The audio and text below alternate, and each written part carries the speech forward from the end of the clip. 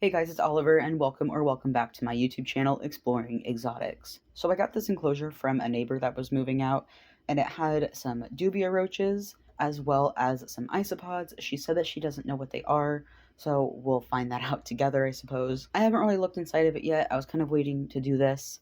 So this video is mostly just going to be me sorting through some dirt and showing you guys what is in here and all of that. So let's go ahead and get right into it. Alright, so here is the enclosure I got. Oh, let me actually reframe this a little bit so that you can kind of see both a little bit. But I'm just going to be using this tub for the dubias, and any isopods I find, I'll be using this. I don't know what isopods are in here. I think I saw one. I couldn't quite see it, but because it was like in this wood, but I think it looked like just one that you would find outside, like a wild type isopod. So I'm just gonna put them in this until I get a different tub. Okay, so after taking a look at these guys, I'm actually not sure what they are. They look super familiar. Like I know this morph of isopod. I swear I do. Future Ollie here to say that they have been identified as a morph mix of powders.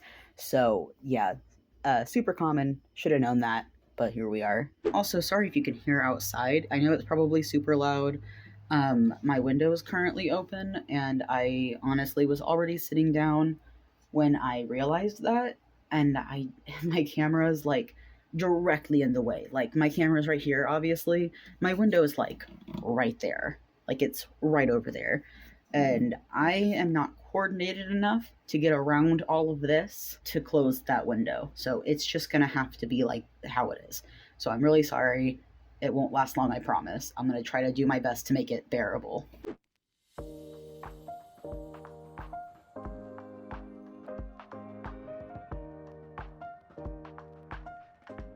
Oh yeah, there's a Darkling beetle. She said there might be some of those in here. I mean, I guess I'll just put him with my isopods for now, and then I'll put him in my desert beetle enclosure. So, if you guys didn't know, after a mealworm pupates, it'll turn into a darkling beetle. And if you've seen my video about like my blue death veining beetles, these guys are actually cousins to the blue death veining beetle.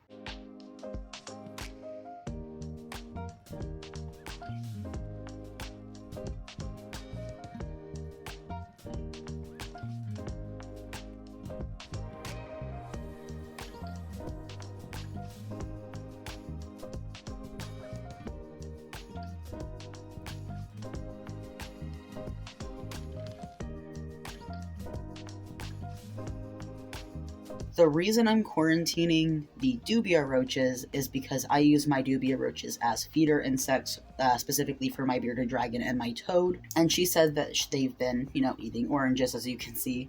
So if you didn't know, it's really bad to gut load like your feeder insects with citrus before feeding them to like a lizard or a reptile. So I'm just going to quarantine them also, just in case. They're not going to have a ton of stuff going on in here. It'll only be for a few days, get that orange out of their system. They look super healthy, and they've very obviously been breeding.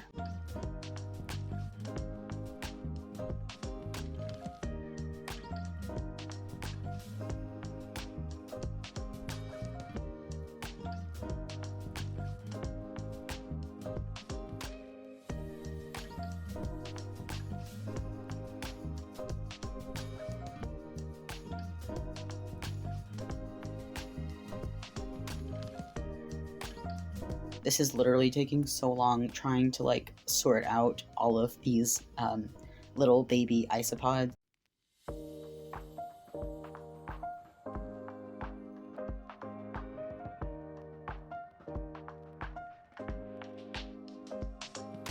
Alright, and I'm finally done. That took me like literally an hour. That took forever to sort through that little 10 gallon. Alright guys, so that was all for today's video. I really hope you enjoyed it.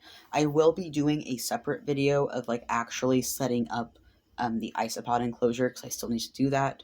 The dubias, though, are probably just going to sit in that container for a couple of days and then just go with the rest of my colony, so I'm not going to be doing much of a video on that Don't forget to give this video a like for the algorithm, comment down below what you want to see next, and of course, subscribe to this channel if you're into this kind of content or really any animal kind of content. I upload every single Sunday at 10 a.m. Eastern Standard Time, alternating between exotic animal education and exotic pet care. But you can hit the bell if you don't want to remember all of that. And as always, I will see you guys next week. Bye.